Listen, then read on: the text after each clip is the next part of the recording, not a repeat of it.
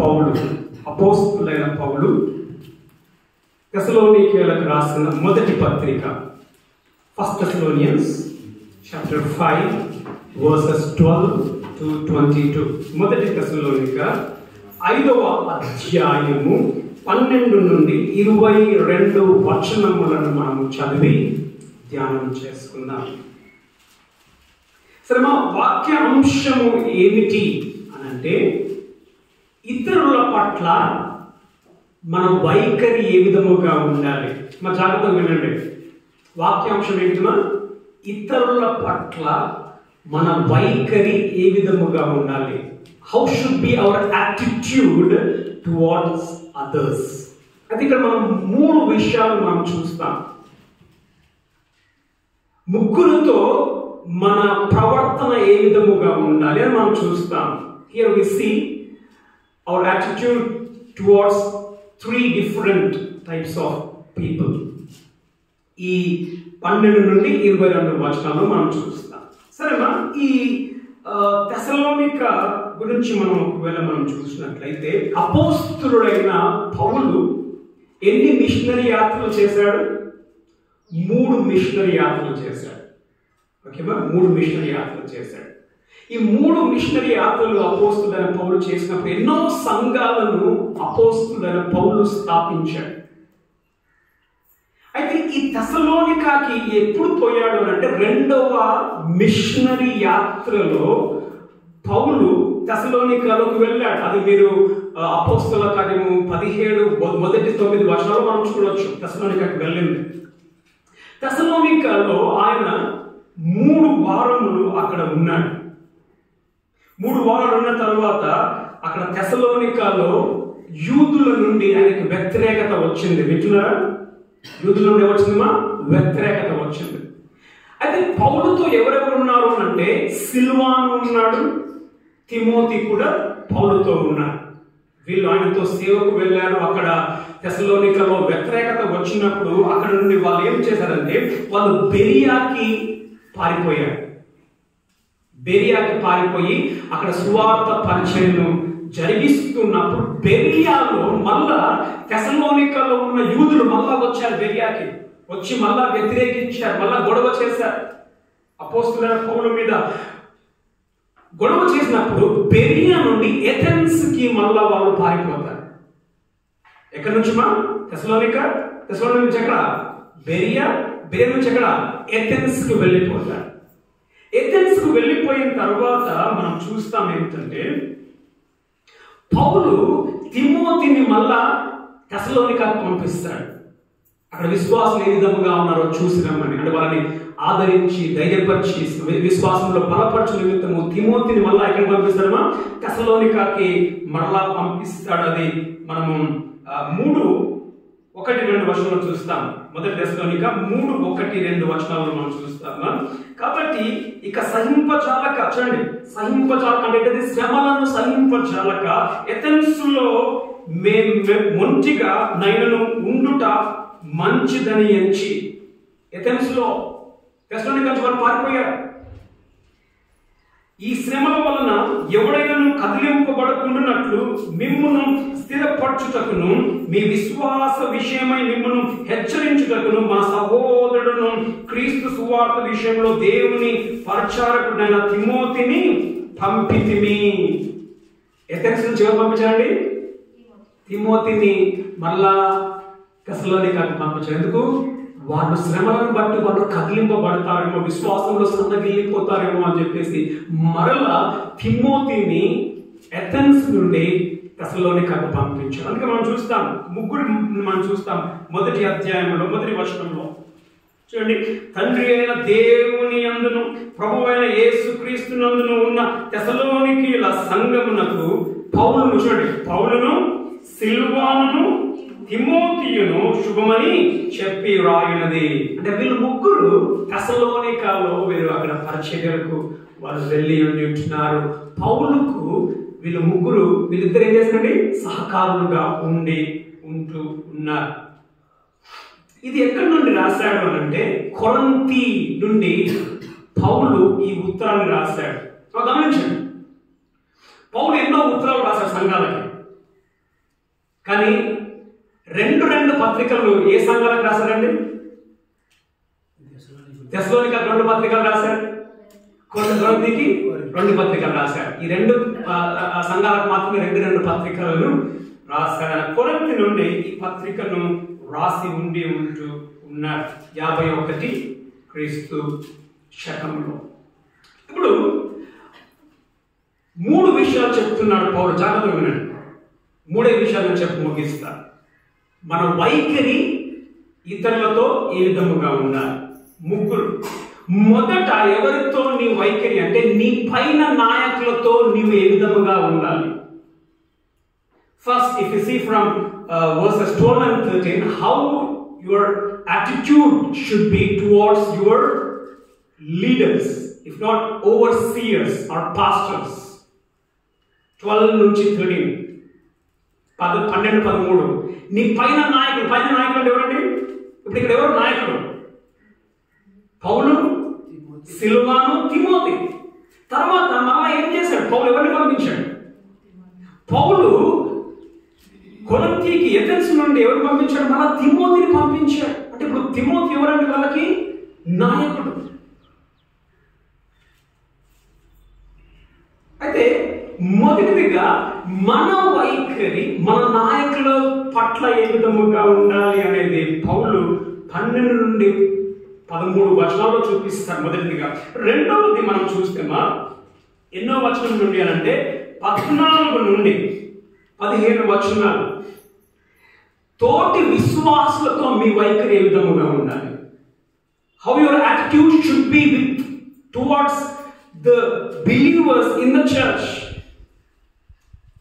And also with others. ఏదమ్మా 14-15 ఏంటిది? 14-15 ఏంటిది? తోటి విశ్వాసులతో నువ్వు ఇతరులతో నీ వైఖరి ఏ విధముగా ఉండాలి? అది 14 నుండి 15. తర్వాత 16 నుండి 22 వచనాలలో 3వది చూపిస్తారు. ఏంటంటే నీతో నీ వైఖరి ఏ విధముగా ఉండాలి? From verses 16 to 22, how your attitude should be with yourself, spiritually, with God, you and God. మా అర్థమైందా? ఎన్న వచనం నుండి మా 16 నుండి 22. నీతో నీకు ఏ విధముగా సంబంధం కలిగి ఉండాలంటే నీతో నీకంటే నీతో నీ దేవునికి, నీతో ఆత్మలోని దేవునితో నువ్వు ఏ విధమైన సంబంధాన్ని కలిగి ఉండాలి అనే 3 విషయాలను ఇక్కడ అపోస్తులైన పౌలు వారికి రాస్తూ ఉంటున్నాడు. మొట్టమొదటిగా నీ పైనున్న నాయకులతో నీ వైఖరి విధముగా ఉండాలి. 12 నుండి 13 వచనంలో చదవండి.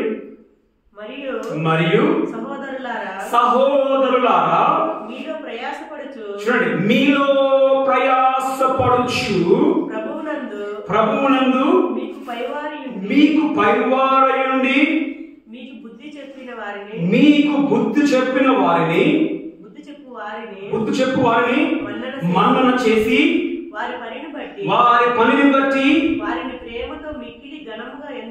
ప్రేమతో మిక్కిలి ఘనముగా ఎంచవలనని వేడుకొనుచున్నాను. మరియు ఒకరితో ఒకరు సమాధానముగా ఉంది. గమనించండి, ఇక్కడ ఏమని పౌలు రాస్తూ ఉన్నాడనంటే వేడుకొనుచున్నాను అని అంటాడు. In English what is there? beseech అని ఉందా? verse 13 ఏముంది ఇంగ్లీష్ లో? అమ్మా admonish. ఇంగ్లీష్ తెలుగులో వేడుకొనుచున్నాను 2 పదాలు పౌలు వాడతారు ఇక్కడ. ఇన్ verse 12 లో వేడుకొనుచున్నాను అంటాడు. 14వ వచనంలో బోధించున్నది, మేము మీకు బోధించున్నది అంటాడు. వేడుకొనుచున్నాను. ఏమని వేడుకొనుచున్నాడు అంటే మీలో ప్రయాసపడుచు. ఎవరు ప్రయాసపడేది? మీ సేవకులు. ఇప్పుడు ఇక్కడ ఎవరు ప్రయాసపడుతున్నారు? ఎవరిని పంపించాడు అక్కడికి? తిమోతిని పంపించాడు. తిమోతి మీ విషయంలో ప్రయాసపడుతూ ఉన్నాడు. ఇక్కడ వీళ్ళని ఏం చేయాలంట? మీరు 2 విషయాలు చెప్తున్నాడు. ఏం చేయాలంటున్నాడు? మన్నన చేసి 13వ వచనం వారిని మన్నన అంటే అప్రిషియేట్ దెమ్, రికగ్నైజ్ దెమ్. వారిని మీరు ఎరగండి, వారిని మీరు గుర్తించండి. ఎవరిని గుర్తించాలి?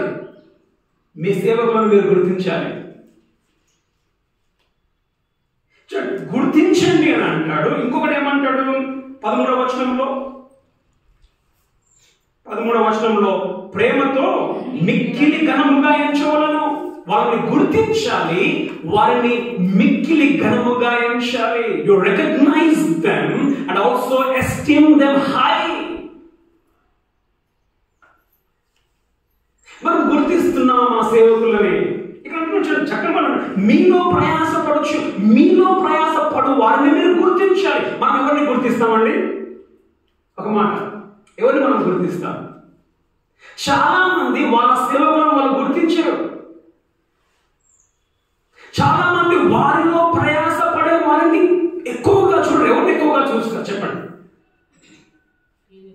టీవీలో వచ్చేవాడు సూపర్ రా, టీవీలో వచ్చేవారిని గొప్పగా మనం చూస్తాం, వారికి ఎక్కువ మర్యాదలు ఇస్తాం. కానీ మీలో మీ కొరకు ప్రయాసపడే వారిని గుర్తిస్తారండి? మీ ఇంటికి ప్రతి వారం మీ ఇంటికి వచ్చి అమ్మ బాగున్నావా, ప్రార్థన చేసుకుంటున్నావా, చర్చికి ఎందుకు రావడం లేదు అని మీ కొరకు ప్రయాసపడే వారిని మనం గుర్తించము, వారిని ఘనముగా చూడము. కానీ ప్రయాసపడిన వారిని ఎప్పుడో ఒకసారి వస్తే సార్ మొదటిదిగా ఎందుకంటే వారు మీ కొరకు ఏం చేస్తున్నారండి? ప్రయాసపడుతూ ఉన్నారు. ఎంత ప్రయాసపడుతున్నారు?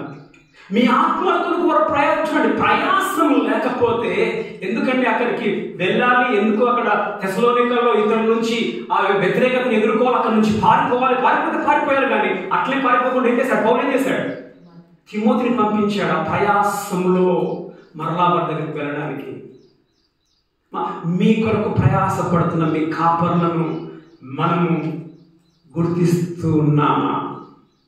వారిని ఎక్కువగా ప్రేమలో మిక్కిలి ఘనముగా మనం చూస్తూ ఉన్నాం. మొదటిదిగా వారి ప్రయాసను బట్టి ఏం చేయాలండి?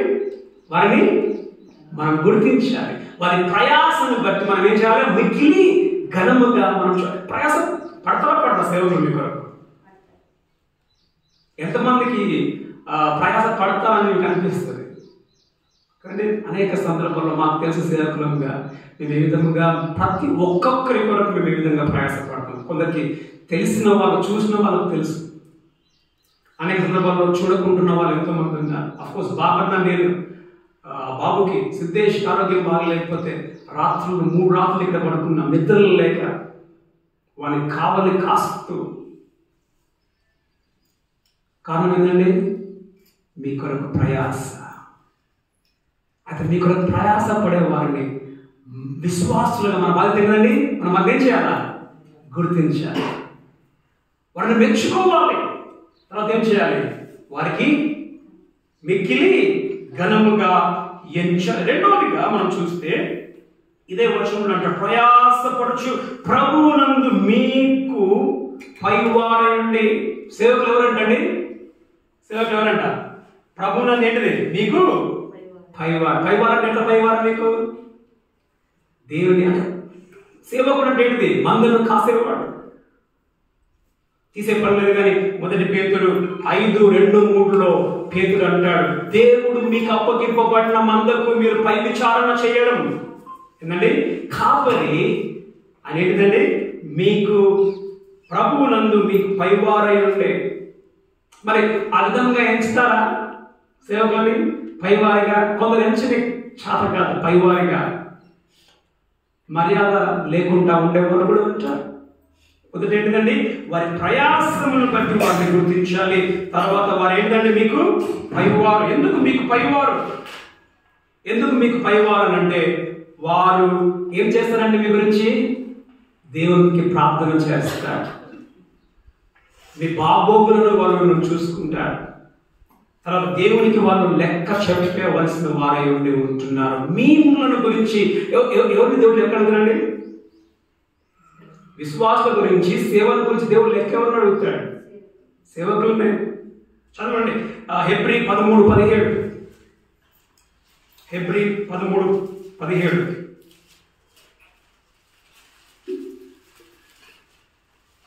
మీ పైన నాయకులుగా ఉన్నవారు నీకు పైన నాయకులుగా ఉన్నవారు లెక్క ఒప్ప చెప్పవలసిన వారి వలె దేవునికి లెక్క అప్ప చెప్పవలసిన వారి వలె మీ ఆత్మలను కాయచున్నారు. మీ ఆత్మను ఏం చేస్తున్నాండి? మీ ఆత్మలను దేవుని సేవకులుగా ఉన్న మా బాధ్యత మీ ఆత్మలను కాయడం. ఇప్పుడు ఉండడం ఇక్కడ కూర్చుంది కొన్ని నెలలు చర్చకు అవసరం, ఆరోగ్యం బాగా, కానీ నేను ఆమె కొరకు ప్రతిరోజు నేను ప్రార్థన చేస్తాను. ఇప్పుడు పోయిన వారం ఒక ఆమె వచ్చింది, కవిత అని, ఆ చర్చికి, దొడ్డదనపల్లి చర్చికి. ఆమె పెళ్లి చేసి మనకు పంపించాను. 3 సంవత్సరాల కొరకు కాపురం ఏం చేస్తాడండి? 3 సంవత్సరాల కొరకు మేము ఏడ్చింది మీకు తెలుసు. 4 సంవత్సరాల కొరకు ఏడ్చింది. ఏడ్చి తిరిగి ఉపవాసం ఉండి ప్రార్థనలు చేసి పెళ్లి చేసిన తర్వాత మాయమైపోయింది. కానీ ఎన్నో సంవత్సరములు మాయమైపోయింది. ఆమె ఎన్ని సంవత్సరములు అయిందో అనేది కూడా నాకు గుర్తులేదు చర్చకు రాక. కానీ ప్రతిరోజు ఆ కవిత కొరకు నేను ప్రార్థన చేస్తూ ఉంటాను. మొన్న ఆ చర్చికి పోయేసి అక్కడ కూర్చొని ఉంది, సంతోషం అనిపించింది ఆమె చూడగానే. వాస్తవానికి సంతోషం అనిపిస్తుందా? కోపం వస్తుంది. ఎందుకు వచ్చింది? ఇంత చేస్తే అంత మేలు పొందుకొని ఒక గుర్తింపు లేదు, ఒక ఫోన్ లేదు, కోపం వస్తుంది. అదేమనిపిస్తుందండి? సంతోషం. కారణం ఏంటంటే మన ప్రయాస, మన బాధ్యత. సంతోషం ఎందుకు సంతోషం అనిపిస్తుందంటే ఆమె రాకపోయినా కానీ ప్రతిరోజు నా ప్రార్థనలు నేను జ్ఞాపకం చేసుకుంటా కవిత కొరకు. ఆమె సాక్ష్యం సమయం వచ్చినప్పుడు సాక్ష్యం చెప్పమంటే ఆ సాక్ష్యం చెప్పడానికి వచ్చింది. నేను అనుకున్నా ఏం చెప్తుందో అని. సంతోషం, నాకు సంతోషం అనిపించింది. సాక్ష్యం చెప్తుందంటే వచ్చింది అని ఏడుస్తాను. మళ్ళా బాధ. అడిగినమ్మా ఎన్ని సంవత్సరాలు అయిందమ్మా నీకు పెళ్ళి అయిందని అంటే 8 సంవత్సరాలు అయిందంటే నేను మర్చిపోయాను. 8 సంవత్సరాలు అయింది పెళ్ళయి. పెళ్ళి అయినా 2 సంవత్సరాలు చర్చ రావాలి. మళ్ళా చేస్తుంది. పెళ్లి కాకముందు ఏడ్చింది, బాగైనాక బాగుంది, మళ్ళా ఇప్పుడు వచ్చింది, మళ్ళా మైక్ అనుకో మళ్ళా ఏడుస్తుంది. నాకు ఈ కష్టం, మా కష్టం. నేను అన్న కోసం అమ్మా అని చెప్పాను. సార్ మీ ఏడుపు మాకు చూసింది సరిపోయింది. ఎందుకంటే వారిని మనం గుర్తించాలి. వారు మీ గురించి లెక్క అప్ప చెప్పవలసిన వారే ఉండి ఉంటారు, ప్రయాసపడేవారు. అనేక సందర్భాలలో, చాలా సందర్భాల్లో సేవకులుగా విశ్వాసులని ఎక్కడికైతే హాస్పిటల్స్ కూడా తీసుకువెళ్తూ ఉంటాను. బండ్ల మీద ఖర్చులు పెడుతూ మనం గుర్తిస్తున్నామా? వారిని మనము ఘనముగా ఎంచుతూ ఉన్నాం. చూడండి, మీకు బుద్ధి చెప్పు వారిని మన్నన చేసి, మీకు బుద్ధి చెప్పుకోవడం అంటే ఏం చేస్తారు? 3వది, దేవుని వాక్యానుసారంగా ఏం చేస్తారంటే మిమ్మల్ని ఒక రూట్లో పెడతారు. మరి ఎందుకు రావట్లేదమ్మా చర్చికి? అడుగుతున్నాడమ్మా, నువ్వు రావాలమ్మా. బుద్ధి చెప్తారు. దేవుని వాక్యంలో మిమ్మల్ని క్రమముగా నడిపించే వారుగా వారిని ఉంచున్నారు. వారి పనిని బట్టి వారిని ప్రేమతో మిక్కిలి ఘనముగా ఎంచవలను. వారి పనిని బట్టి ఒక గమనించండి. ఇప్పుడు సేవకులుగా మీకు ఏ విధంగా సేవకులు మనం చూస్తూ ఉన్నాం? వారు పని చేసే వారుగా ఉన్నారా? మనం పట్టించుకునే వారుగా ఉన్నారా లేదా? వారి పనిని బట్టి మనం ఏం చేయాలంటే వారిని ఘనముగా, మిక్కిలి ఘనముగా మనం ఎంచాలి. మరి మిక్కిలి ఘనంగా ఎంచుతామా? మనం అనేక సందర్భంగా మిక్కిలి ఘనంగా ఎంచాలి. అసలు ఎంచమే సేవకులను వారి పనిని బట్టి గుర్తిస్తున్నామా వారి పనిని? చదవండి, 2 తిమోతి 5:15. 2 తిమోతి 5:15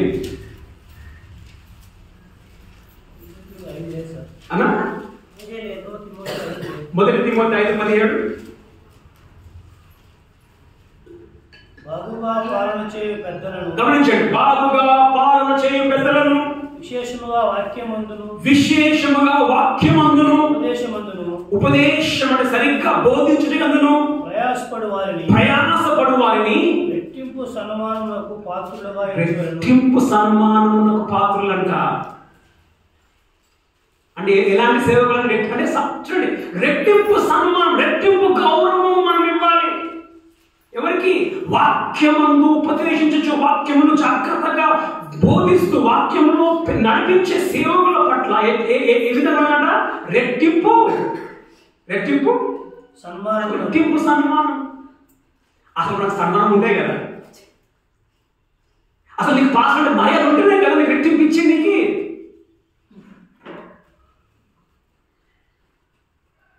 ఎవరికి మనం సన్మానం చేస్తామా? ఎవడో పాస్టర్ వచ్చి ఉఫ్ అని పడేసుకోండి, ఆహా దాసార్ మా ఇంటికి రాసారా చికెన్ బిర్యానీ పెడతాం. కానీ వాక్యాన్ని బోధించే వాళ్ళకి, వాక్యం గురించి ప్రయాసపడుచు, వాక్యమును క్రమముగా బోధిస్తూ వాక్యంలో పెంచే సేవకులను మనం రెట్టింపు సన్మానంతో మనం చూసామా? వస్తే ఏంటి, రాకపోతే ఏంటి?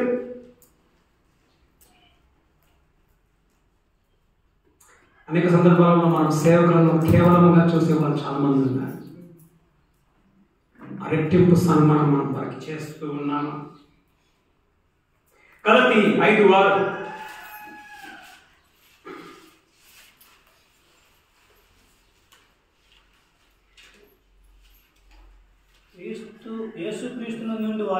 యేసుక్రీస్తునందు వారికి ఉన్నతి పొందుటకు ఏమీ లేదు. ఓకే, పొందకపోడి అన్న 5:6 గలతీ 5:6 గలతీ 5:6. ఓకే, సరే. అక్కడ మోసపోకునే దేవుడు ఎక్కడేంపడని ఉంటుంది. 5:16 ఉంటుంది. 6:6 చదవండి. వాక్యోపదేశము పొందువాడు చూడండి, వాక్యము నేర్చుకునేవాడు, వాక్యము నేర్పించువానికి మంచి పదార్థములన్నిటిలో భాగం ఇయ్యాలంట. దేంట్లో భాగం ఇయ్యాలంట? మంచి పదార్థములలో. ఎవరికి? నీకు వాక్యం నేర్పించడానికి మంచి నీకు ఫలాలలో భాగం ఇవ్వాలి. అర్థం ఏంటి? మంచి విషయం అంటే అర్థం ఏంటిది? నీకు వచ్చిన సంపాదనే కావచ్చు, ఆ మర్యాద ప్రేమ మనకు ఉందా? నేను ఈ మధ్యలో చూశాను, మొన్ననే మనకి ఎక్కడన్నా సిగరపల్లి గేట్లో 7 మంది ప్రభువుని నమ్ముకున్నారు. కొత్తగా వారు చర్చికి వస్తూ ఉన్నారు. వాళ్ళ ఇంట్లో ప్రతి వారానికి ఒకసారి ఒక్కొక్క ఇంట్లో మేము ప్రార్థన పెడుతూ ఉన్నాం. నా పిల్లలకు ఎవరు నేర్పించారు? ప్రార్థన అయిపోగానే అన్న తీసుకొచ్చి చేతిలో కొంచెం కాసులు పెట్టారు. అంటే వాళ్ళు ఇవ్వాలని కాదండి, మీరు ఇవ్వాలని కాదు, అది ప్రేమ, ఆ గుర్తింపు సేవకుల పట్ల. మీకు తెలుసు కేట్లు ఎంత ఇస్తారని ఇస్తే ఒక 50-20 రూపాయలు ఇస్తారు. ఆ గుర్తింపు మనకున్న సేవకుల పట్ల, వారి ప్రయాసను బట్టి, వారి పనిని బట్టి మనం గుర్తిస్తూ ఉన్నాము. వారిని మిక్కిలి ఘనంగా ఎంచుకున్నామా? అనేక సార్లు మనకి ఎట్లుంటుంది, రాకపోయినా పర్లేదు, పాస్ట్ వస్తేనే మనకి ఏంటిది, వస్తేనే నష్టం, పాస్ట్ వస్తే నష్టం. ఆ విధంగా మనం ఉంటారు. పౌలు ఏమంటున్నాడంటే, పౌలు ఏమంటున్నాడు ఇక్కడ? బోధిస్తున్నాడు అంటున్నాడు. ఏమంటున్నాడు ఇక్కడ? వేడుకొనుచున్నాను అంటాడు. పౌలు ఇక్కడ డిమాండ్ చేయడం లేదు, కమాండ్ చేయడం లేదు, వేడుకొనుచున్నాను, రిక్వెస్ట్ చేస్తున్నాను. కారణం ఏంటంటే పౌలు అక్కడ ఉన్నప్పుడు పౌలుకి తెస్సలోనిక సంఘము వారు దరిదాపుగా సహాయం చేయలేదు.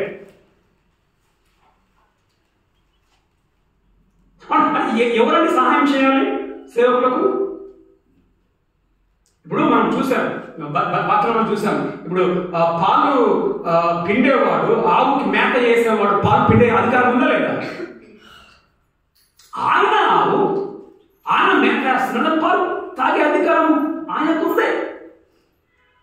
పౌలు అదే అంటాడు, సేవ చేయువారు సేవ ద్వారా వాళ్ళు బ్రతకాలి అని పౌలు అంటాడు.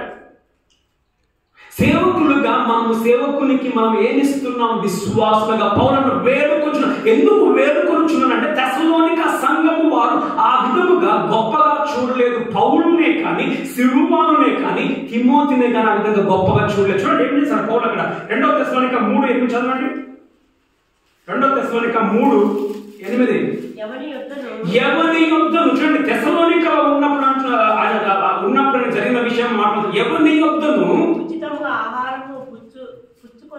ఉచితముగా ఆహారం మేము తీసుకోలేదు. అదండి సేవకుల లక్షణం. ఆమెకి నేను అడగడం లేదు ఇవ్వమని, పౌలు కూడా అడగడం లేదు ఇవ్వమని. పౌలు వేడుకొనుచున్నాడు, నేర్పిస్తున్నాడు మాకు. నేను ఎవరి దగ్గర ఉచితముగా ఎవరి దగ్గర ఉచితంగా ఆహారం పుచ్చుకోలేదు.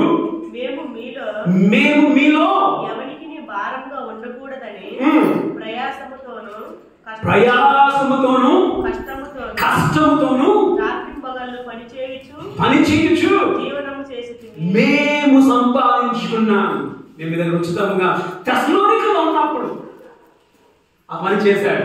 ఇప్పుడు తెస్సలోనిక సంఘానికి రాదు. ఎందుకంటే తెస్సలోనిక సంఘం వారు విధంగా దాదాపుగా ఏమనుకున్నారంటే పౌలుకి ఏముంది, అరే పని చేసుకుంటున్నాడు, ఆయనకి ఏముందా మనం ఇచ్చేది. అలాంటి భావన చాలా మందిలో ఉంటుంది. ఏముంది వాళ్ళకి వస్తుంది కదా జీతం. మరలా చెప్తున్నాను, మేము ఇవ్వాలని కాదు, వాక్యాన్ని మాత్రమే నేను బోధిస్తున్నాను. అంటే మీకు అలాంటి గుర్తింపు మీ సేవలను మీరు గుర్తిస్తే, మీరు మీ సేవలని గొప్పగా మీరు చూస్తే, కానీ గొప్పగా ఎంచవలను. ఇప్పుడు మాట పౌలు బాధ ఏంటి తెలుసా, నాకు ఇవ్వకపోతే పౌలు నేను పని చేసుకుంటున్నాను. కనీసం తిమోతిని పంపించాడు. తిమోతికి పని ఉందో లేదో తెలియదు. మరి ఇప్పుడు తిమోతికి ఎవరు భోజనం పెట్టాలా, తిమోతికి ఎవరు చూసుకోవాలా, తెస్సలోనిక వారు చూసుకోవాలా. చూడండి ఏం చేస్తారు, చూడండి మనం చూస్తాం. మనం ఫిలిప్పి 4:15 చూడండి. తెస్సలోనికలో పౌలు కష్టం వచ్చిందో చూడండి. ఫిలిప్పి 4:15 ఫిలిప్పీయులారా సువార్తను నేను బోధన ఆరంభించి మసదోనియా అంటే ఏంటంటే ఫిలిప్పి, తెస్సలోనియా, బెరియా, ఈ 3 మసదోనియా కిందకి వస్తాయి. మసదోనియాలో నుండి వచ్చినప్పుడు చూడండి, ఇచ్చు విషయంలో అంటే ఏంటిది, కానుకలు ఇచ్చు విషయంలో తీసుకునే విషయంలోను మీరు తప్ప ఏ సంఘము వారును చూడండి, ఇచ్చే విషయంలో మీరు తప్ప ఎవరుకి ఆ మనసు లేదు. అన్ని సంఘాలను పౌలు స్థాపించాడు, కానీ ఇచ్చే మనసు ఎవరుందండి? ఒక్క సంఘానికి, ఫిలిప్పి సంఘానికి మాత్రమే. చదవండి. ఎలా అనగా చూడండి, తెస్సలోనికలో కూడా మీరు మాటి మాటికి నా అవసరము తీర్చుటకు సహాయం. గమనించండి, నా అవసరం. తెస్సలోనికలో పౌలు పని చేసుకోలేదా? పౌలు ఏమన్నా, నేను తెస్సలోనికలో నీకు భారంగానే ఉండలేదు, నేను ఎవరికైనా ఉచితంగానే తీసుకోలేదు, నేను పని చేసుకున్నాను అంటూ ఉన్నాడు. కానీ పౌలు ఏమంటున్నాడు, మాటికి తెస్సలోనికలో ఉన్నప్పుడు మీరు నా అక్కర తీర్చారంటే ఎవరు తీర్చారు? అసలు ఎవరు తీర్చారండి అక్కర? ఎవరు తీర్చాలా? ఫిలిప్పీలో ఉన్న సంఘం వారు తీర్చాలా, తెస్సలోనికలో ఉన్న వారు తీర్చాలా? అక్కరను తెస్సలోనిక వారు తీర్చాలి అక్కరను. కానీ తెస్సలోనిక వారికి ఏం లేదండి, ఆ పట్టి లేదు. సంపాదించుకుంటున్నాడు కదా, వాళ్ళు ఇస్తున్నారు కదా, నేనెందుకు ఇవ్వాలి? కానీ పౌలు అంటూ ఉన్నాడు, ఎవరితో అండి? పౌలు అంటూ ఉన్నాడు తెస్సలోనిక వారితో ఏమంటున్నాడు, వారిని గుర్తించండి, వారిని ఘనముగా సన్మానించండి. చూడండి, మిక్కిలి ఘనముగా ఎంచాలి. కాబట్టి నీ సేవకులను నువ్వు గుర్తిస్తున్నావు. మొదటిదిగా నీ మధ్యలో ప్రయాసపడే వారిని మిక్కిలి ఘనముగా మనం ఎంచుతూ ఉన్నాం. మొదటి. రెండవది 14-15 నీవు విశ్వాసంతో నీ వైఖరి విధముగా ఉండాలి. అఫ్కోర్స్ ఒక మాట, శాంతం గురించి నాకు మాట చెప్తా. అమ్మ అప్పుడప్పుడు చర్చకొచ్చే పాపం, అంటే అమ్మకు ఆరోగ్యం బాగలేక, అంటే ఉదాహరణ, ఆ తల్లి ప్రభుని నూతనంగా నమ్మింది. ఎప్పుడో ఆమె ఇంటికి వెళ్తాను, ఆమెకి ఇంటికి వెళ్ళినప్పుడు అమ్మ ఏం చేస్తుందంటే ఒక 20 రూపాయలు 30 రూపాయలు ఎంత తీసి చేతిలో పెడుతుంది. అది ఎక్కువ కాదండి, కానీ అది ఎక్కువే. ఎందుకంటే ఆ ప్రేమ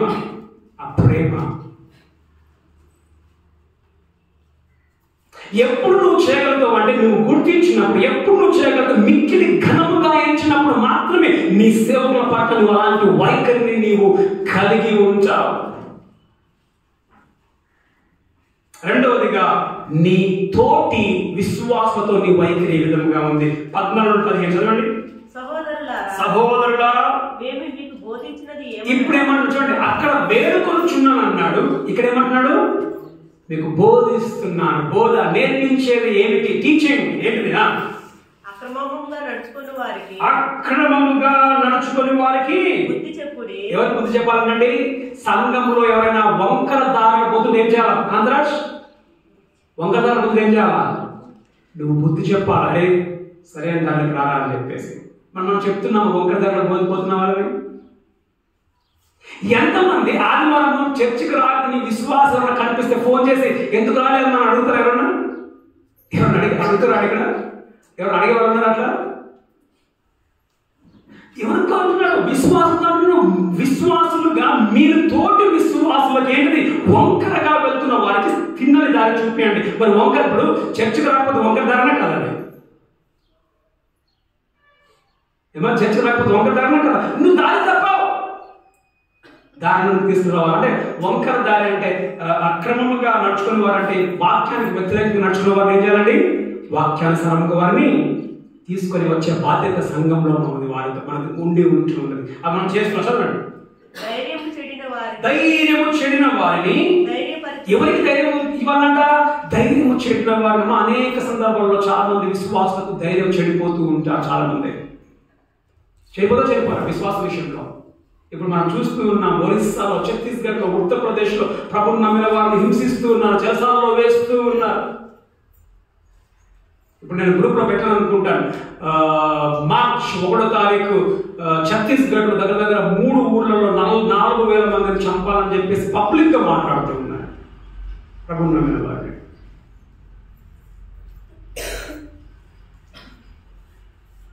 అడిగే నాదుడు లేడు, చంపిన దిక్కు లేదు.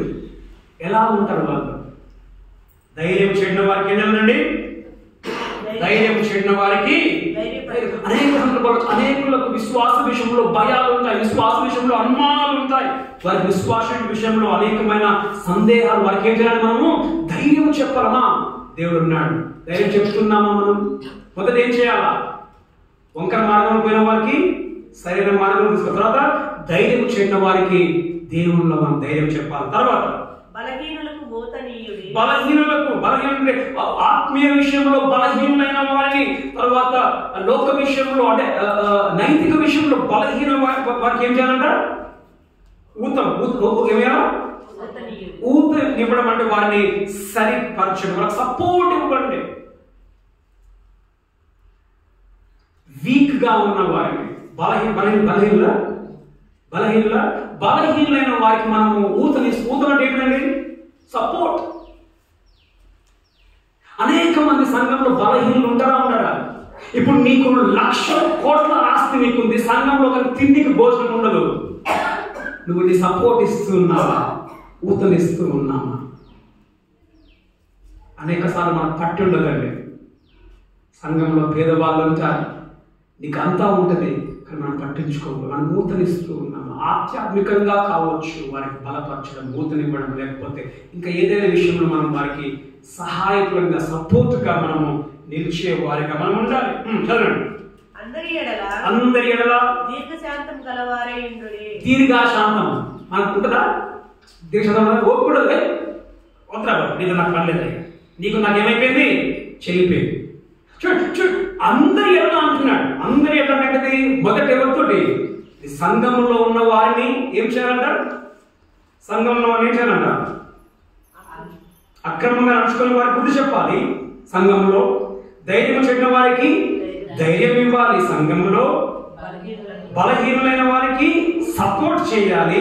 తర్వాత అందరి ఎడల దీర్ఘశాంతము కలిగి ఉండాలి. మనకు దీర్ఘశాంతం ఉండదండి, మనకు నెమ్మది ఉండదు, దీర్ఘశాంతం ఉండదు. ఎవడైనా ఏమన్నా ఏం చేస్తారు? చూసుకుంటారు, టైం వస్తే. దీర్ఘశాంతం మనకు ఉండాలి. నెమ్మది, పొరుమై మనకు ఉండాలి. చదవండి. ఎవడును కీడునకు ప్రతి కీడు ఎవరికైనా చేయకుండా చూసుకొని. తర్వాత ఏంటంట? ఐదవది ఏంటంట? కీడుకు ప్రతి కీడు ఎవరికి చేయదంట. మనం కీడుకు ప్రతి కీడు చేస్తాం, చేయమా? కీడుకు ప్రతి కీడు చేస్తాం. ఎవరైనా కీడు చేస్తే ఏం చేస్తాం?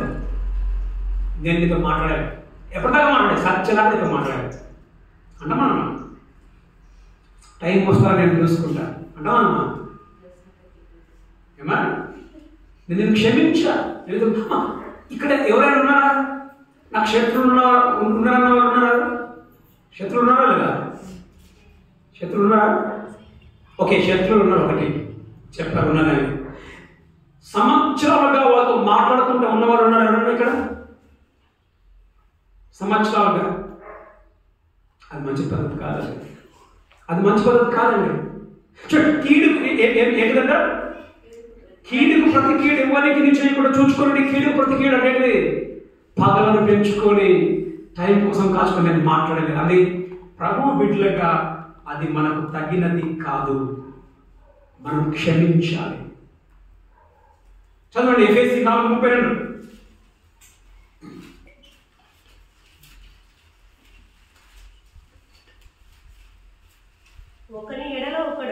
ఒకని ఎడల ఒకడు దయ కలిగి కరుణా హృదయులై వినండి, క్రీస్తునందు దేవుడు మిమ్మును క్షమించిన ప్రకారముగా మీరును ఒకరినొకరు క్షమించుడే. ఇప్పుడు ఒక మాట, తప్పు చేస్తే దేవుడి దగ్గర పోతాం పోమా, ఏమని పోతావు? దేవుడు నన్ను క్షమించు అని. ఇప్పుడు దేవుడిని క్షమిస్తే క్షమించదు కదా. దేవుడు అంటున్నా, అరే బాబు నాకు బాగా బాధ అయిపోయింది, నీతో సంవత్సరాలు నేను మాట్లాడలేని చెప్పాను. దేవుడు ఏం చేస్తుంది? దేవుడు నిన్ను క్రీస్తు నిన్ను క్షమించిన ప్రకారము నీవు వారిని ఏం చేయాలి? క్షమించాలి. మనం సత్యలాగా నేను మాట్లాడలేదు, సత్యలాగా నేను క్షమించలేదు. అది మంచి పద్ధతి కాదు క్రైస్తవులుగా. ఇంకో మనం చూస్తాం, మత్తయి 6:12 యేసుప్రభు ప్రార్థన ఏం నేర్పిస్తాడు? మా రుణస్తులను మేము క్షమించిన ప్రకారముగా మా రుణములను. అంటే అర్థమైనది నేను ఇప్పుడు అనుకుందాం, ఇప్పుడు మన్న నాకు 10 తప్పులు చేసింది, 10 తప్పులు మన్న చేసింది. ఇప్పుడు నేను దేవునికి 10 తప్పులు చేసిన. అర్థమైందా? ఇప్పుడు నేను కౌంట్ చేసుకుంటా, మన్న 10 తప్పులు, మన 10 తప్పులు ఏం చేస్తాంటే ఈ 10 తప్పులు ఇది క్షమించేకైతుంది, ఓకే, ఇది క్షమించేకైతుంది 2. 8 ఉన్నాయిరా బాబు, ఇది క్షమించేక. ఇప్పుడు ఎన్ని క్షమించడానికి? 8 క్షమించలే. ఇప్పుడు దేవుని దగ్గరికి పోయి దేవుని దగ్గర ఏం చేస్తా? 10 తప్పులు చేసిన దేవుడు క్షమించాడు. దేవుడు ఏం చేస్తాడు? ఏం చేస్తాడు? దేవుడు కూడా 2 క్షమిస్తాడు. ఇంకా ఎందుకు? నేను ఆమెకి ఎందుకు క్షమించలే కదా. దేవుడు నన్ను క్షమించకపోతే, దేవుడు నా ప్రార్థనకు వినకపోతే, దేవుడు నా గొప్ప పనులు ఏ విధంగా చేస్తాడు? బైబిల్ అంటాడు, దేవుని చెవులు ఏం కాదు, వినబడకుండా నేర్నట్టు ఆయన చెవులు మందులు కాలేదు, మీ పాపములు నాకు మీకు అడ్డుగా వచ్చాయి. ఎన్ని పాపాలు ఇప్పుడు అడ్డుకున్నాయి? 8 పాపాలు అడ్డుగా ఉన్నాయి. కారణం ఏంటిది? 8 పాపాలు నేను ఆమె క్షమించలేదు, నా 8 పాపాలు దేవుడు క్షమించలేదు, నా ప్రార్థనకు అంత శక్తి ఉండదు.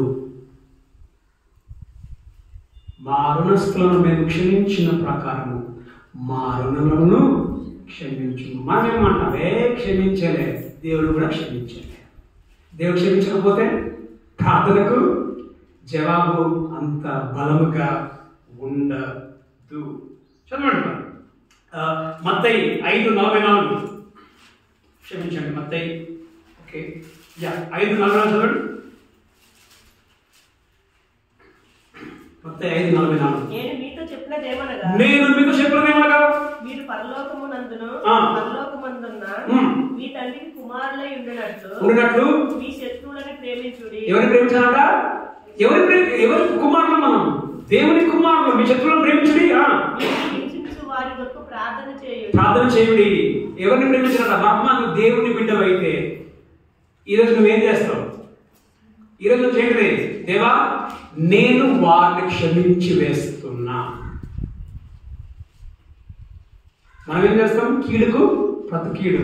నేను మొన్న ఒకరి దగ్గర వింటా ఉన్నా, ఎవరికి యాక్సిడెంట్ అయిందంట, తలకాయ ఇదైపోయి హొసూరు హాస్పిటల్లో అడ్మిట్ అయ్యి ఐసీయూలో ఉన్నాడు ఆపరేషన్ చేసి. వాళ్ళ బంధువుల ఇంటికి పోతే అప్పుడే ఫోన్ వచ్చి చెప్తా ఉన్నాడు.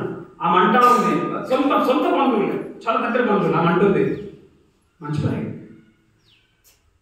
కారణం ఏంది? నా భర్త చచ్చిపోయినప్పుడు మా ఇంటికి కూడా రాలేదు సూర్యుడికి. నేను చెప్పినామా అక్కడ మంది చూస్తా, అందరు గుంపు ఉన్నారమ్మా, వాళ్ళ బాధలు ఉన్నారమ్మా, పోయిరామ్మా అంటే పోయింది. ఆ నిలుస్తుంది అంటే పోతే ఏంటిది? ఓహో ఇవి కూడా బాధపడుతుందా? పోతే పోయింది. మళ్ళీ వచ్చి కూర్చుంది, నా దగ్గర కూర్చొని అంటుంది, అయ్యో మాట జారిన సార్ అంటుంది. ఏం మాట జరిగిందంటే సొంత అంటే వాళ్ళ భర్త వాళ్ళ పిల్లల దగ్గర ఏమంటున్నాడు, వాళ్ళ మామ వాళ్ళ దగ్గర మీరెందుకు పోతారు అని చెప్తున్నాడు, మీరెందుకు హాస్పిటల్కి పోవాలి. ఆ మాట జరిగిందంట. చచ్చిపోయేటప్పుడు కూడా ఏం చేస్తామండి మనం? పగలకు మనం పెట్టుకుంటాం. రోమా 12:17-20 చదవండి, ఫాస్ట్ చదవండి. నేను దాని మీద వివరణ జాగ్రత్తగా వినండి. రోమా 12:17-21 జాగ్రత్తగా వినండి. సంతోషించు వారితో సంతోషించుడి, ఓకే. ఏడ్చు వారితో ఏడువుడి, ఓకే. ఒకరితో ఒకడు మనసు కలిగి ఉండుడి, హెచ్చు వాటి యందు మనసుంచక తగ్గు వాటి యందు ఆసక్తి ఉండుడి. ఓకే. మీకు మీరే బుద్ధిమంతులమని అనుకోవద్దు. ఓకే. కీడుకు ప్రతి కీడు ఎవరికి చేయవద్దు. ఇక్కడ జాగ్రత్తగా వినండి. మనుషులందరి దృష్టికి యోగ్యమైన వాటిని గురించి ఆలోచన కలిగి ఉండుడి. ఓకే. శక్యమైతే మీ చేతనైనంత మట్టుకు సమస్త మనుషులతో సమాధానంగా ఉంది. ఎందుకంటే ప్రయాసపడాలి సమాధానం ఉండడానికి. ఒకరున్నారు మన చర్చిలో, అక్కడ ఈరోజు వాళ్ళ వాక్యంలో చెప్పాలి. పెళ్ళయిందంట, అత్త ఏమో అన్నదంట. పెళ్ళైనప్పటి నుంచి ఇప్పటిదాకా అత్తతో మాట్లాడేదంట. సమాధానం, ప్రయాసపడాలండి సమాధానం పడడానికి. మనం దేవుడు పెట్టిన చదవండి. స్త్రీలారా, మీకు మీరే పగ తీర్చుకొనక దేవుని ఉగ్రతకు చోటీయుడి. పగ తీర్చుడు నా పని, నేనే ప్రతిఫలం నిత్తును అని చెప్పుచున్నాను రాయబడినది. కాబట్టి నీ శత్రువు ఆకలి కొని ఉంటే అతనికి భోజనం పెట్టుము, దప్పిక కొని ఉంటే దాహమిమ్ము. అలాగో చేయటం వలన అతని తల మీద నిప్పులు కుక్కగా పోయేదు. కీడు వలన జయింపబడక మేలు చేత కీడును జయించు. మేలు చేత మనం కీడును జయించాలి. వాళ్ళకి ఏం చేయాలి? మనము కష్టంలో మనం ఆదుకుంటే వాళ్ళు ఏం చేస్తారు? నేను ఇంత కష్టపెట్టాడు కానీ ఏంటంటే వాళ్ళు ఇంకా నన్ను ప్రేమిస్తున్నారు, మనం జయించవచ్చు. కాబట్టి మనం చూసుకున్నాం ఇక్కడ కదండి, మనం ఒకరితో ఒకరు మన విశ్వాసం పట్ల ఏ విధంగా ఉండాలి. ఎన్ని విషయాల నుండి చదవండి. 14 నుంచి సహోదరులారా, మేము మీకు బోధించినమనగా అక్రమంగా నడుచు వారికి బుద్ధి చెప్పుడి, ధైర్యము చెడ్డ వారికి ధైర్యము చెప్పుడి, బలహీనులకు ఊతనిప్పుడి, అందరిలా దీర్ఘశాంతము కలిగి ఉండి, ఎవడును కీడుకు ప్రతి కీడు ఎవరికైనా చేయకుండా చూచుకొనుడి.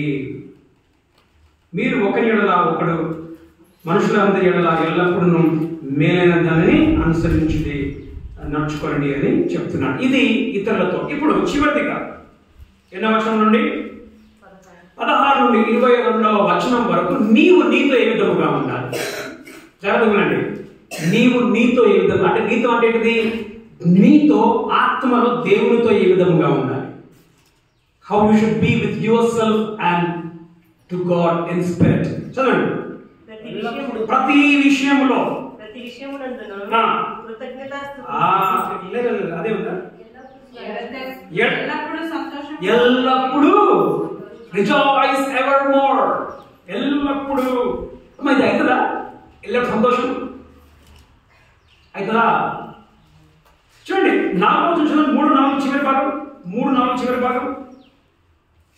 తిమోతిని పంపితిని, మేము మీ యొద్ద ఉన్నప్పుడు మనము శ్రమను అనుభవించవలసి ఉన్నదని మీతో ముందుగానే చెప్పితివి కదా, అలాగే జరిగినది. ఇది మీకు తెలియను. అలాగే నేటిది మా శ్రమలు వచ్చాయి తెస్సలోనికలో ఉన్నప్పుడు.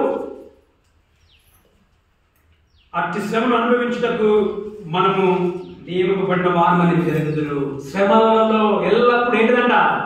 సంతోషించడం. మనకి సంతోషం కుదురుతుందా? ఎల్లప్పుడు ఉన్నప్పుడు సంతోషించాలి, లేనప్పుడు సంతోషించాలి. కష్టం ఉన్నప్పుడు సంతోషించాలి, సంతోషం ఉన్నప్పుడు కూడా మనం ఏం చేయాలండి? ఆరోగ్యం బాగున్నప్పుడు సంతోషించాలి, ఆరోగ్యం బాగలేనప్పుడు మనకేమిటి? ఆరోగ్యం బాగుంటే దేవునికి స్తోత్రం, ఆరోగ్యం బాగలేకపోతే ఏం దేవుడురా, ఏం దేవుడురా, ఇన్నెళ్ళు చర్చికి పోయినాడు, ఇన్నెళ్ళు యేసుప్రభుని నమ్ముకున్నాడు, ఏంటిది కట్ట, ఏం కట్ట? చర్చికి వచ్చే పనిలే సార్, నువ్వు మా ఇంటికి రావద్దు, నువ్వు మా ఇంటికి రావద్దు, నేను నీ ఇంటికి రా అంటే ఏంటిది? చర్చికి రాండి. ఎల్లప్పుడూ సంతోషించు ఏమా దేవుని బిడ్డలముగా నీకు ఉండాల్సిన దేవుడిలో నీకు అదనమాట. పౌలు అంటాడు ఆనందించుడి, మరలా చెప్పుదును. ఎక్కడ ఉంటాడు? ఫిలిప్పీ 4:4లో. ఇంగ్లీష్ ఏముందమ్మా? Rejoice and again I say rejoice. దేవుళ్ళలో మనకు ఆనందం ఉండాలి. ఆనందం మనం ఉన్నామా? ప్రతి పరిస్థితిలో, అనుకూలమైన పరిస్థితుల్లో, ప్రతికూలమైన పరిస్థితుల్లో మనం ఎల్లప్పుడూ ఆనందం మనం కలిగి ఉండాలి. అది నీకు ఉండవలసిన ఆత్మలో దేవునితో సంబంధంలో నీకు ఎల్లప్పుడూ నీకు ఆనందం ఉండాలి. తర్వాత రెండోది ఏంటిది? నీకేముండాలి వ్యక్తిగతంగా? ఎడతెగక ప్రార్థన ఏంటిది? ఇంకా ఏడే కూర్చొని ప్రార్థన చేయాలా? ఎవరిదాకా? ఏసకు వచ్చేదాకా. ఎడతెగక ఏంటిది? విసుకక ప్రార్థన చేయడం. విసుకక ఏంటండి? కొన్ని ప్రార్థనలు మనకు ఉంటాయి, కొన్ని మన జవాబులు మనకు కావాలి. మనం ప్రార్థన చేస్తాం, శంకరనగర్ ప్రార్థన చేస్తాం కదా ఆరోగ్యం కొరకు. అప్పుడు బెజార్ అనిపిస్తుంది, ఇన్ని సంవత్సరాలుగా మనం ప్రార్థన చేస్తాం, ఆ ఆరోగ్యం మనకు విసుగు రావద్దు. విసుకక ప్రభువు దగ్గర ప్రార్థన చేయాలి నీ పరిస్థితిని బట్టి. విసుకక ప్రార్థన. తర్వాత ప్రతి విషయం నందు కృతజ్ఞతాస్తుతులు చెల్లించుడి. ఇది ఇలా చేయట యేసుక్రీస్తునందు మీ విషయంలో దేవుని చిత్తం ఏంటిదంట? ప్రతి విషయంలో ఏం చేయాలా? కృతజ్ఞతాస్తుతులు. అయిద్దామని ప్రతి విషయంలో కృతజ్ఞతాస్తుతులు. లక్ష రూపాయలు ఏం చేస్తావు? ఏం చేస్తావు? ప్రతిగా ఏం చేస్తావు? లక్ష రూపాయలు ఏం చేస్తావు? దేవునికి స్తోత్రం, కృతజ్ఞతాస్తుతులు. లేకపోతే ప్రార్థనే రాదు కదా. ఎల్లప్పుడూ కృతజ్ఞతాస్తుతులు. ప్రతి విషయం అంటే అర్థమైందండి. ప్రతి విషయం కష్టమైన నష్టమైన ఎందుకు తెలుసండి? దేవుడు కంట్రోల్లో ఉన్నాడు. ఇప్పుడు పౌలు తెస్సలోనికకు వెళ్ళినప్పుడు కష్టం వచ్చినా లేదా? తెస్సలోనికలో శ్రమ వచ్చినా లేదా? శ్రమ వచ్చింది.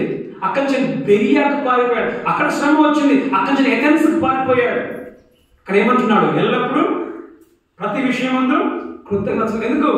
దేవుని అనుమతి లేకుండా తెస్సలోనికలో శ్రమ రాలేదు, దేవుని అనుమతి లేకుండా బెరియాలో శ్రమ రాలేదు. కాబట్టి ఎల్లప్పుడూ ఏం చేయాలి? దేవునికి కృతజ్ఞులుగా మనం ఉండాలి. ఎందుకంటే అది దేవుని చిత్తం. ఓకే. తర్వాత ఆత్మను ఆర్పకుడి అంటే ఏంటిది? పరిశుద్ధమైన బ్రతుకు మనం బ్రతకాలి. ఆత్మను ఆర్పకుడి అర్థమేంటిది? ఆత్మను ఆర్పకడం అర్థమేంటిది? ఇప్పుడు దీపం వెలుగుతా ఉంది, వదిలేస్తే ఏమవుతుంది? వెలుగుతుంది కదా. దాన్ని ఇది చేస్తే అది బలవంతంగా ఆరిపోయేది అంటే అర్థమేంటిది? అంటే మనం చూస్తాం, పనిలేదు కానీ ఎఫెసీ 4:30లో అంటాడు ఆత్మను దుఃఖపరచకుడి అంటాడు. ఇక్కడ ఏమంటున్నాడు? ఆత్మను ఆర్పకుడి. ఆత్మ దుఃఖపరచడము వేరు, ఆర్పడం వేరు. ఆర్పడం అంటే బలవంతంగా ఆపేది. కొన్నిసార్లు దేవునికి వ్యతిరేకమైన పని నువ్వు చేద్దాం అనుకున్నప్పుడు దేవుడు మనతో వార్నింగ్ ఇస్తున్నాడు. బిడ్డ నువ్వు చేయొద్దు. ఆ వార్నింగ్ నువ్వు ఒప్పుకుంటే ఏమవుతుంది? ఇప్పుడు వార్నింగ్ వస్తా ఉంది కదా, చేయొద్దు. ఇప్పుడు నువ్వు దానికి చెవునిస్తే ఏం చేస్తావు? నువ్వు చెయ్యవు. ఒకసారి ఏం చేస్తావు? ఇప్పుడు అనుకుందాం, ఇప్పుడు నువ్వు కొట్టనికి పోతా ఉన్నావు, మీ అమ్మ చెప్తుంది అరే వద్దురా పోకరా గొడవ అంటే నువ్వు పోతా అంటావు. అమ్మ అమ్మ నువ్వు కూసమ్మా అంటే అర్థమైంది? అమ్మ శబ్దాన్ని ఏం చేస్తున్నావు? నువ్వు బలవంతంగా అదిమేస్తున్నావు. కొన్నిసార్లు మన దేవుని యొక్క ఆ శబ్దాన్ని మనం ఏం చేస్తామండి? బలవంతంగా అదిమేసి మనం పాపాన్ని చేస్తాం. ఆత్మను ఆర్పకుడి పరిశుద్ధులకు చదవండి. ప్రవచించుట నిర్లక్ష్యం చేయొద్దనంటే అర్థం ఏమిటి అని అంటే ప్రవచించడం కాదు. అఫ్కోర్స్ అంటే ప్రవచనం అంటే ఏంటిది? జరగబోయేది భవిష్యత్తు చెప్పడం కాదు. ఈ రోజు చాలా మంది అఫ్కోర్స్ నిర్లక్ష్యం చేయడం కదా. నిర్లక్ష్యం అంటే అర్థం ఏంటిది? ఓ సార్ ఏం చేయొచ్చు మేము తెలుసా రేపొద్దున ప్రవచనం. చాలా మంది పాస్టర్లు అనేవారు ప్రవచనాలు చెప్తూ ఉంటారు. ప్రవచనము నిర్లక్ష్యం చేయదంటే వాక్యానుసారంగా ఏమైనా ప్రవచనం ఉంటే మనం చెప్పొచ్చండి. అర్థమైందా? వాక్యానుసారంగా ఏమైనా మాటలు ఉంటే దాన్ని మనం చెప్పొచ్చు. వాక్యానికి వ్యతిరేకమైన దేవుని పేరు చెప్పుకొని ఏం మాట అయినా అది కాదు. వాక్యం దాన్ని ఏం చేయాలా? ప్రవచనం అంటే వాక్యం చెప్పడం, బోధించడం. ఏం చేయాలి? మనం ప్రవచించుట మనకు అంటే వాక్యం చెప్పడం. అంటే మనం వాక్యం చెప్తున్నామా ఇతరులకు? మనం చదువుతూ ఉన్నామా? చదవండి. సమస్తమును పరీక్షించి సమస్తమును పరీక్షించి మేలైన దానిని చేపట్టు. అంటే అర్థం ఏంటిదంటే ప్రవచించిన మానవుడి అని చెప్పి అన్నాడు. అంటూనేమంటాడు? సమస్తమును పరీక్షించి మేలైన దాన్ని చేపట్టడం. అర్థం ఏంటిది? ఈ ప్రవచనము కరెక్టా కాదా? ఈ వాక్యం బోధ సరి అయినదా కాదా? మేలైనదా కాదా? పరీక్షించి మేలైనదా. మనం ఏం చేస్తాం? పరీక్షిస్తామా? ఎవడు ఏ వాక్యం చెప్తే అదే కరెక్ట్. వాక్యం అవసరం లేదు మనకి. వాడు చెప్పిందే కరెక్ట్. సమస్తమును పరీక్షించాలి. ఆ ప్రవచనము వాక్యానుసారమైన ప్రవచనమా కాదా? ముండటం చెప్తే ఎక్కడ చేస్తారట? ఏమో మాస్టర్ చేస్తారు. మాస్టర్ నుంచి వచ్చేవాళ్ళు ఏం చేస్తారు? పడేసేది. మీకు అదే అవుతుంది, మీకు ఇదే అవుతుంది. అది కరెక్ట్ కాదది. విశ్వాసముగా మనం పరీక్షించాలి. పరీక్షించి ఇది మేలైతేనే మనం దాన్ని తీసుకోవాలి. మేలు కాకపోతే ఇది వాక్యానుసారమైనది కాదు. మనం పరీక్షించే వారంగా ఉన్నామా, లేకపోతే ఎవరు వచ్చి ఏం చెప్పినా ఇదే వారంగా మనము ఉన్నామా? ప్రతి విధమైన కీడునకును దూరంగా ఉండాలి. ప్రతి విధమైన కీడు అంటే అబద్ధ బోధలకు మనము దూరముగా మనము ఉండాలి. 3 విషయాలు నేర్చుకున్నాం. పౌలు ఏమంటున్నాడు? మొదట ఏమన్నాడు? మన యొక్క యాటిట్యూడ్ ఏ విధంగా ఉండాలి? మొదట ఎవరితో నీ వైఖరి ఎవరితో ఏ విధంగా ఉండాలి? మొదట నీకు నీ పై వారితో, మీకు సేవ చేసే వారితో నీ వైఖరి ఏ విధంగా ఉండాలి? అక్కడ ఏమంటున్నాడు? వేడుకొనుచున్నాను అన్నాడా? ఏమన్నాడు? వేడుకొనుచున్నాను అన్నాడు. నీ సేవకుల పట్ల నీ వైఖరి ఏ విధంగా ఉంది? మొదటిగా. రెండోది ఏంటిది? బోధిస్తున్నాను అంటాడు. ఏం బోధిస్తున్నాడు? విశ్వాసతో నీ విధంగా ఉంటున్నావు. అక్కడ మనం అనేక విషయాలు మనం నేర్చుకున్నాం. తర్వాత ఏమన్నాడు? నీతో నీవు దేవునితో ఏ విధంగా ఉన్నావు? ఎల్లప్పుడూ ఆనందంగా ఉన్నావా? ప్రధాన విషయంలో నువ్వు ప్రార్థన చేస్తున్నావు. ప్రధాన విషయంలో నువ్వు కృతజ్ఞతలు చెల్లిస్తుంటున్నావా? ఆత్మను ఆర్పకుండా నువ్వు జీవిస్తూ ఉన్నావా? ప్రవచనమును మానకుంటాను ఉన్నావా? సమస్తమును పరీక్షిస్తూ బ్రతుకుతూ ఉన్నావా? కాబట్టి ఈ 3 ఆయన తెస్సలోనిక విశ్వాసం చెప్పి కాబట్టి మనం దేవుని బిడ్డలుగా మనం కూడా వీటిని మన యొక్క కాపురుల పట్ల మన వైఖరిని మనం రక్షించుకున్నాం. ఏ విధంగా మన వైఖరిని మనం కలిగి ఉన్నాం? వారిని గొప్పగా మనం చూస్తూ ఉన్నామా? వారిని మనం గుర్తిస్తూ ఉన్నామా? తర్వాత నీ తోటి విశ్వాసులతో అందరితో నువ్వు ఈ విధంగా ఉన్నావా? ఇంకా పగలు పెట్టుకొని ఉన్నావా? ఒకరు పగలు పెట్టుకుని ఏం చేయాలా? దేవా ఇది ఏం చేస్తున్నా? మన ఏం చేస్తున్నామా? 8 క్షమించేసి, అంతేనా? 8 నువ్వు క్షమించాలి ఈరోజు. అప్పుడు దేవుడు నిన్ను క్షమిస్తాడు. కనుమూసుకున్నామా? ప్రార్థిస్తున్నాం. దేవ తండ్రి, మీకు వందనములు, స్తుతులు, స్తోత్రములు చెల్లిస్తూ ఉంటున్నాం. ఈ వాక్యం మేము విని ఉంటున్నాం. మరి పౌలు తెస్సలోనిక సంఘం వారితో 3 విషయాలను వారి గుర్తు చేశాడు. ఏ విధముగా మీరు బ్రతకాలి? మీ పై నాయకులతో, మీ మధ్యలో పనిచేసే వారితో మీరు ఏ విధముగా ఉండాలి? మీ తోటి విశ్వాసులతో ఒకరితోనొకరు మీరు ఏ విధముగా ఉండాలి? మీతో మీరే ఆత్మ విషయంలో ఏ విధముగా ఉండాలి అని చెప్పి మేము నేర్చుకొని వచ్చినాం. ఆ ప్రకారంగా మేము బ్రతుకుటకు మాకు సహాయము చేసి నడిపించమని, పరిశుద్ధము కలిగి జీవించుటకు బ్రతుకుటకు సహాయం చేసి నడిపించమని ప్రార్థిస్తున్నాం. విశ్వాసం దీవించు, ప్రతి అవసరతను తీర్చుమని ప్రార్థిస్తాను. నీ పైన ఆధారపడి ప్రతి విషయంలో సంతోషించు వారు గాను, ప్రతి విషయంలో ప్రార్థించు వారు గాను ప్రభు మరి బ్రతుకున్నట్లుగా ఎల్లప్పుడూ ఆనందించే వారు బ్రతికినట్లుగా సహాయం చేసి నడిపించుకొని ప్రార్థించి మీకు వందనములు స్తుతులు స్తోత్రములు చెల్లించి ప్రభువును రక్షణ యేసుక్రీస్తు నామములో ప్రార్థించి అడిగి పెడుకొని ఉన్న మా ప్రియ పరలోకపు తండ్రి ఆమేన్. తండ్రి యొక్క కుమారు యొక్క పరిశుద్ధాత్మ దేవుని కన్య సహవాసం కృష్ణులందరికీ ఇప్పుడు నెల సదాకాలం తోడై నడిపించును గాక.